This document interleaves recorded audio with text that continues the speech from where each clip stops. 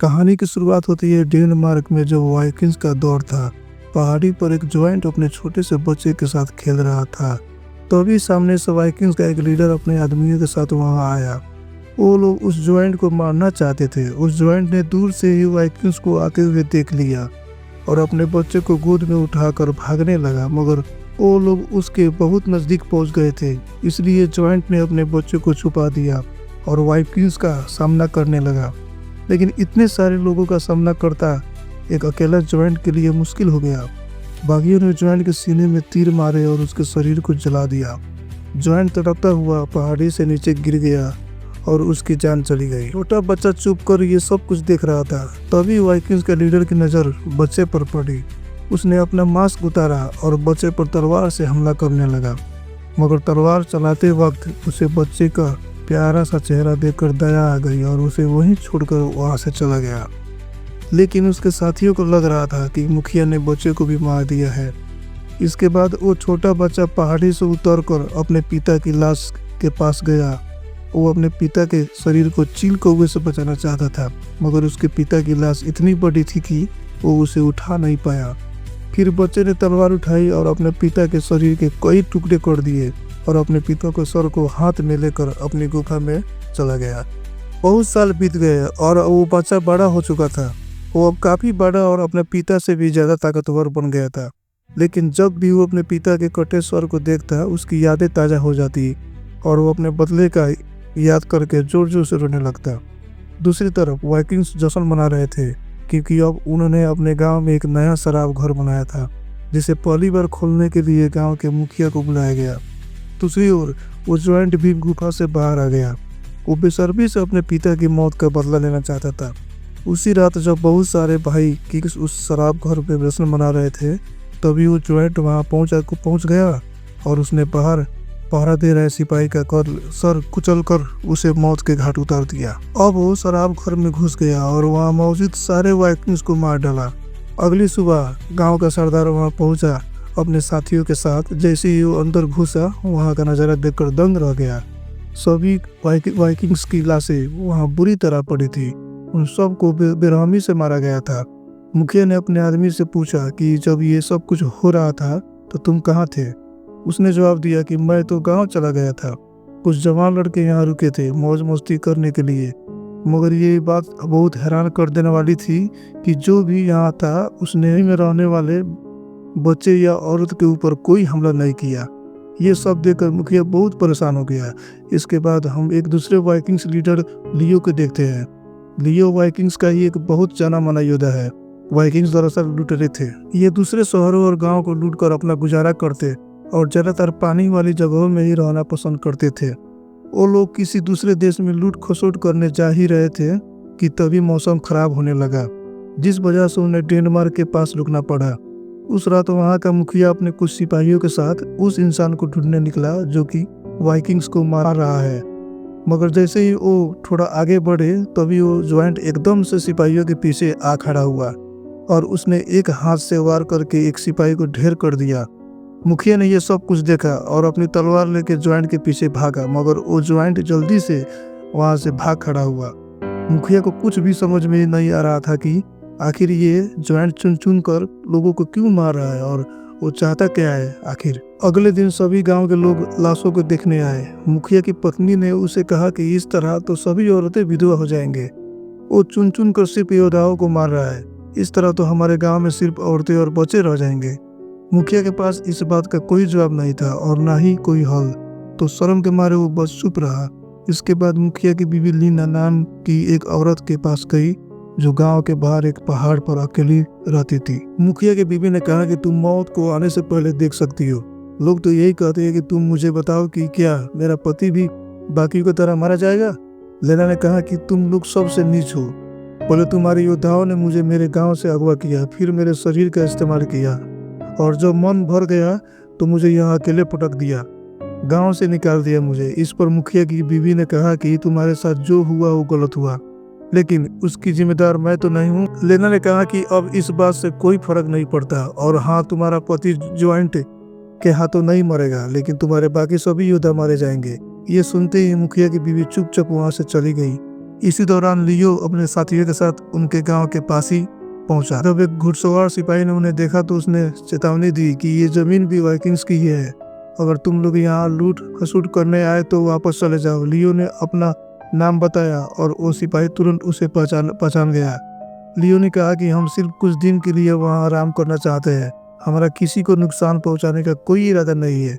ये सुनते ही सिपाही ने खुश होकर, मैंने तुम्हारे बारे में बहुत सुना है, आओ मैं तुम्हें गांव के मुखिया से मिलाता हूँ। अब लियो और उसके साथ ही मुखिया से मिले।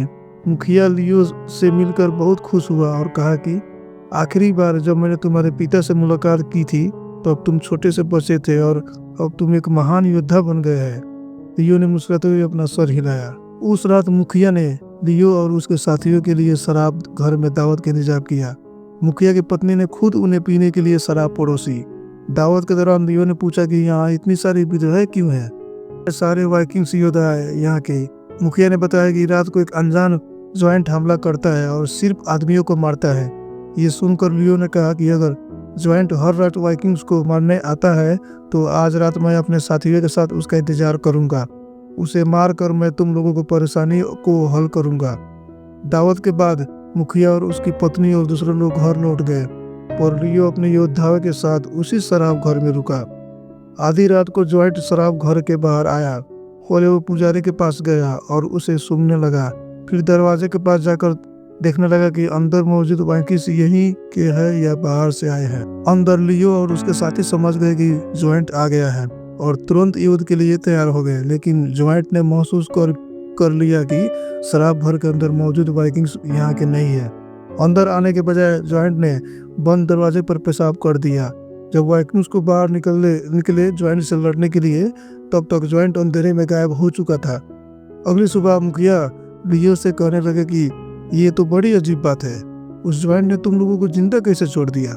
लियो ने भी कहा, हाँ वो दरवाजे पर आया लेकिन लड़ने के बजाय पेशाब करके चला गया। इसके बाद लियो अपने कुछ योद्धाओं और गांव के कुछ आदमियों के साथ पहाड़ों में ज्वाइंट की तलाश करने निकल पड़ा, उम्मीद करते हुए कि वो लोग उसे ढूंढकर मार डालेंगे। लेकिन बहुत ज्यादा तलाश करने के बाद भी उन्हें वो ज्वाइंट नहीं मिला, इसीलिए वो थक हार कर गाँव वापस आ गया। थोड़ी देर बाद लियो अकेला ही लेना से मिलने चला गया, जो गांव से बाहर एक पहाड़ी के पास रहती थी। उसने लेना से कहा कि मैंने सुना है तुम मौत को आने से पहले ही देख लेती हो। इस पर लेना ने हाँ में जवाब दिया।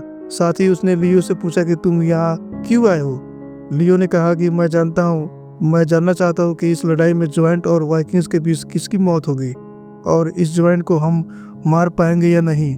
ये जानना जरूरी है क्योंकि मैं लोगों को हिफाजत करना चाहता हूँ। इस पर लेना ने अपनी दुख भरी कहानी सुनाते हुए कहा कि ये लोग इसी लायक है, मर जाने दो इन लोगों को। ये लूट खसोट कर मुझे मेरे घर से चुरा लाया और फिर एक शर्मनाक जिंदगी जीने के लिए मजबूर कर दिया। बाकी तुम्हारे सवाल का जवाब है हाँ, मैंने भविष्य देखा है। ज्वाइंट भी मारा जाएगा लेकिन बहुत से वाइकिंग्स भी मरेंगे उसके साथ और ये जमीन खून से लाल हो जाएगी और इन लोगों के साथ होना भी यही चाहिए। साथ ही लेना ने कहा कि इन लोगों ने ज्वाइंट के साथ जो कुछ किया है ये उसी की सजा भुगत रहे हैं और तुम्हें इस सब से दूर रहना चाहिए। इससे पहले कि लियो कुछ और पूछता, उसके साथी उसे ढूंढते हुए वहां तक पहुंच गए और कहा कि रात होने वाली है, हमें तैयारी शुरू करनी होगी। फिर लियो उनके साथ चला गया। वापस जाकर उसने कबीले के सरदार से पूछा कि क्या कभी ज्वाइंट किसी औरत या बच्चे को मारा है? मुखिया ने जवाब दिया, नहीं, वो सिर्फ मर्दों को मारता है। लियो ने कहा कि इसका मतलब वो समझदार है और उसके कुछ उसूल भी है। ये सुनते ही मुखिया को गुस्सा आ गया। उसने कहा कि हमारे लोग मर रहे हैं, तुम उसकी तारीफ कर रहे हो? लियो ने कहा कि मैं उसकी तारीफ नहीं कर रहा हूँ, बस ये हिसाब लगा रहा था कि जो भी वो कर रहा है सोच समझ कर रहा है। तो मुखिया ने बताया कि 20 साल पहले हमने एक ज्वाइंट को मार दिया था, उसके बाद से बहुत समय तक एक भी ज्वाइंट नहीं देखा गया, पता नहीं ये कहाँ से आ गया है। उसी हाथ लियो और उसके साथ ही शराब घर में ज्वाइंट के आने का इंतजार करने लगे। जैसे ही उन्हें ज्वाइंट के आने की आड़ सुनाई दी तो वो अपने हाथों में तलवार लिए बाहर आ गए, मगर ज्वाइंट वहाँ कहीं भी नहीं था। दरअसल ज्वाइंट ये देखकर वापस चला गया ताकि आज फिर वही बाहर से आए लोग यहाँ पर मौजूद है, क्योंकि उनसे कोई लड़ाई नहीं थी। अगली सुबह लियो दोबारा से लेना के पास गया और उससे पूछने लगा कि बताओ ज्वाइंट को कैसे मारूं मैं? लेना ने जवाब में कहा कि तुम अपने साथियों के साथ घर क्यों नहीं चले जाते? लियो ने कहा कि मैं जाने से पहले जॉइंट को मारकर यहाँ के लोगों को आज़ादी दिलाना चाहता हूँ। इसके बाद लेना लियो की अपनी झोपड़ी में ले गई और वहाँ उसने कुछ हड्डियों को जमा करके मंत्र पढ़ने शुरू कर दिए। तभी लियो को महसूस हुआ कि बाहर जॉइंट आ चुका है, मगर वो लियो के देखते ही भाग गया। लियो अपने घोड़े पर उसका पीछा करने लगा, मगर जॉइंट पहाड़ी पर चढ़ गया जल्दी से। लियो ने गुस्से में आकर उसने कहा कि अगर हिम्मत है तो मेरा मुकाबला कर, तुम मुझसे भागते क्यों रहते हो। तभी जॉइंट ने भी अपनी भाषा में कुछ कहा और वहां से भाग गया।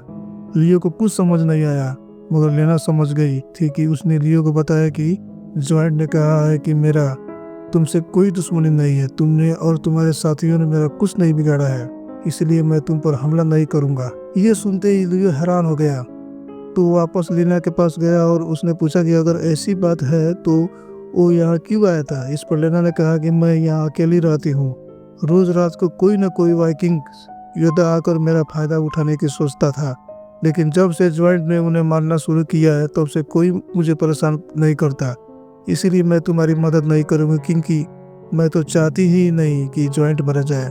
इस पर जॉइंट ने उसे भी अपने जिंदगी में बहुत कुछ सहा है। ये सब समझने के बाद लियो मुखिया के पास गया और बताया कि मैंने लेना के जरिए जॉइंट से बात की थी। उसने मुझे बताया कि वाइकिंग्स को योद्धाओं ने उस पर बहुत अत्याचार किया है, इसीलिए अब वो बदला ले रहा है। ये सुनते ही मुखिया घबरा गया और उसने कहा कि मैं तुमसे इस बारे में बाद में बात करूंगा। लियो जब अपने साथियों के पास जा रहा था तो उसने देखा कि कुछ बच्चे एक आदमी को बुरी तरह मार रहे थे।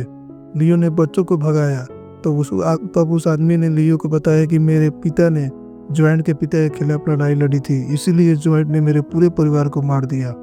मुझे पता है कि जॉइंट कहाँ रहता है, तुम अपने साथियों के साथ जाकर उसे मार सकते हो। ये सुनते ही लियो और उसके साथी नाव में बैठकर उस गुफा के पास जाने को तैयार हो गए और जहाँ वो जॉइंट रहता था वो पहाड़ी पर चढ़कर गुफा के अंदर जाने का रास्ता ढूंढने लगे। एक वाइकिंग्स ने वहां जाने की कोशिश की, लेकिन उसका पैर फिसल गया। खुशकिस्मती से उसके साथियों ने उसे बचा लिया। उसके बाद किसी ने उसे नीचे उतर के हिम्मत तक नहीं की, लेकिन कुछ सिपाहियों ने गुफा के रास्ते पर पेशाब कर दिया और वहां से वापस आ गए। नाव में जब वो लोग वापस जा रहे थे तो जॉइंट ने पानी के अंदर छुप के हमला किया और उस वाइकिंग को पानी में खींचने की कोशिश करने लगा जिसने सबसे पहले गुफा पर पेशाब किया था। लेकिन तभी बाकी सिपाहियों ने अपने भाले से उस पर हमला किया और अपने साथी की जान बचा ली। इसके बाद सभी सिपाही वापस शराब घर में आ गए और जॉइंट का इंतजार करने लगे, मगर उस रात जॉइंट वहां नहीं आया। अगली सुबह जब लियो शराब घर से बाहर निकला तो उसने देखा कि जॉइंट ने उस आदमी को मार दिया था जिसने उन्हें गुफा का रास्ता बताया था। लियो गुस्से में अपने साथियों के साथ दोबारा गुफा में चला गया। इस बार वो रस्सी की मदद से नीचे उतर गया। जब वो लोग गुफा के अंदर पहुंचे तो उन्होंने अजीब अजीब चीजें देखी। एक सिपाही ने जॉइंट के पिता की खोपड़ी को दीवार पर मार मार कर तोड़ दिया और साथ ही उस पर पेशाब भी कर दिया। जॉइंट इस वक्त वहाँ मौजूद नहीं था, लेकिन जब वो वापस आया उसने अपने पिता की खोपड़ी के टूटे हुए हिस्से देखे। अपने तेज नाक से वो समझ गया कि यहाँ कौन आया था। अब उसके घर पर हमला हुआ था तो गुस्से से तिलमिला उठा है। ठीक उसी रात जब सभी वाइकिंग शराब घर में सो रहे थे तो जॉइंट वहां आया और उसने सबसे पहले उस सिपाही को मारा जिसने उसके पिता की खोपड़ी तोड़ी थी। ये सब देखकर लियो भी जॉइंट से लगने लगा, लेकिन जॉइंट लियो के मुकाबले बहुत ज्यादा ताकतवर था। उसने शिकार को मारकर जॉइंट अब छत के रास्ते से भागने की कोशिश करने लगा और लियो ने उसकी टांग पकड़कर उसे नीचे खींच लिया। लियो ने उसके हाथ पर एक भारी लोहे की जंजीर लपेट दी। गुस्से से जॉइंट ने लियो को मुका दिया और जंजीर तोड़ने की कोशिश करने लगा, लेकिन उसका हाथ उसी में फंस गया। एक वाइकिंग ने उस पर तीर चलाया, लेकिन जॉइंट ने उसे दूर ढकेल दिया। बाकी लोग कुछ कर पाते उससे पहले ही जॉइंट अपना हाथ काट कर वहां से भाग गया। वो समुद्र की तरफ भागने लगा, लेकिन ज्यादा दूर नहीं जा सका और किनारे पर ही मर गया। तभी अचानक कोई अदृश्य ताकत उसके शरीर को समुद्र के अंदर खींच कर ले गई। सोचने वाली बात यह थी कि वो जॉइंट उसूलों का इतना पक्का था, अगर वो जॉइंट चाहता तो सबको उस वक्त मार सकता था, लेकिन उसने सिर्फ उन लोगों को मारा जिन्होंने उसके पिता की खोपड़ी तोड़ी थी। उसने अपनी जान दी थी, लेकिन किसी निर्दोष को नहीं मारा। अगले दिन वाइकिंग्स ने अपने मरे हुए साथियों के साथ शोक बनाने लगे और उनके शरीर को जला दिया गया। लियो ने मुखिया से कहा कि तूने मुझे आधी सच्चाई बताई है, अब जो जॉइंट मर चुका है अब तो सच बताओ। अब मुखिया ने माना कि इसका जो बाप था उसे हमने बिना वजह से मारा। उसकी कोई भी गलती नहीं थी। उसने कभी किसी इंसान के ऊपर हमला तक नहीं किया और आखिरकार हमने उसी की सज़ा भुगती है। खैर उस रात वाइकिंग योद्धा शराब घर में जॉइंट का कटा हुआ हाथ लटकाकर जश्न मनाने लगे, ये समझते हुए कि जॉइंट अब हमेशा के लिए मर गया। उसके बाद ज़्यादातर लोग अपने घर वापस चले गए और लियो लेना से मिलने के लिए उसकी झोपड़ी के पास गया। लेना ने लियो से कहा कि जैसा मैंने कहा था, जॉइंट मारा गया, लेकिन तुम लोगों को अभी और दर्द सहना बाकी है। इसके बाद लेना लियो को अपनी गुजरी हुई जिंदगी के बारे में बताने लगी। कई साल पहले जॉइंट उसके पास आया था। उसने सिर्फ एक रात उसके साथ बिताई। उसके बाद कभी उसे छुआ तक नहीं, लेकिन उसे एक फायदा हुआ। उस रात के बाद मुझे कोई भी वाइकिंग परेशान करने नहीं आया। लेना ने लियो से ये भी कहा कि बुरा नहीं था, उसके अंदर बस अपने बचपन का दर्द भरा था। बात करते करते लेना और लियो एक दूसरे के करीब आने लगे और जल्द ही एक दूसरे के बाहों में खो गए। उस अंधेरी रात के बीच जॉइंट की माँ गांव में घुस गई। वो अपने बेटे की मौत का बदला लेने आई थी। रास्ते में उसने पुजारी को भी मार दिया। उसको किसी तरह कोई उसूल नहीं थी। वो अपने बेटे की मौत के गुस्से में अंधी हो चुकी थी। फिर उसने शराब घर में जाकर सारे वाइकिंग को मार डाला। उसके बाद अपने बेटे का कटा हुआ हाथ लेकर वहां से चली गई। अगली सुबह एक छोटा लड़का चुपके से लेना के पास आया। लेना ने उसे चुप रहने को कहा और उसे लेकर वहां से चली गई। उधर वाइकिंग्स ने हिसाब लगाया कि जॉइंट अभी भी जिंदा है और ये सारे कत्ल उसी ने किए हैं। वाइकिंग्स उसे ढूंढने निकल पड़े। समुद्र के किनारे उन्हें एक वाइकिंग का नया कटा हुआ सर मिला। लियो के मन में शक और भी बढ़ गया। शायद जॉइंट सच में जिंदा है। वो अकेले पानी में कूदकर गुफा के अंदर चला गया। अंदर उसे जॉइंट का शरीर एक चट्टान पर पड़ा मिला, पर जैसे ही वो पास गया, जॉइंट की माँ ने पीछे से उस पर हमला कर दिया। वो उसका गला दबाकर उसे मारने लगी, लेकिन लियो ने पत्थर उठाया और उसके सर पर जोर से दे मारा। फिर तलवार उठाकर उसे जान से मार दिया। इस दौरान एक छोटा लड़का हाथ में तलवार लिए वहां आया। उसे देखकर लियो समझ गया कि क्या हुआ है। ये लड़का लेना और जॉइंट का बेटा था। लियो ने अपनी तलवार नीचे कर ली और उसे कुछ नहीं किया। एक बार फिर से इतिहास दोहराया गया। बाद में लियो ने कबीले में वापस जाकर मुखिया से कहा कि मैं अब जा रहा हूँ। जॉइंट और उसकी माँ अब सच में मर चुके हैं। जाने से पहले वो एक बार फिर से लेना से मिला और उससे कहा कि अगर लोगों को पता चल गया कि जॉइंट का बेटा भी है तो वो तुम दोनों को मार देंगे। लेना ने सर हिलाया और कहा कि ये राज सिर्फ हम दोनों के बीच में रहेगा। इतना कहकर वो वहां से चली गई। अंत में लियो ने लेना के घर के बाहर जॉइंट और उसकी माँ के लिए कब्र बनाई। दूर से जॉइंट के बेटा आंखों में आंसू लिए ये सब कुछ देख रहा था। फिर लियो अपने साथियों के साथ अपने घर लौट गया। वीडियो पसंद आई तो लाइक कर देना, चैनल को सब्सक्राइब कर देना। मिलते हैं अगली वीडियो में।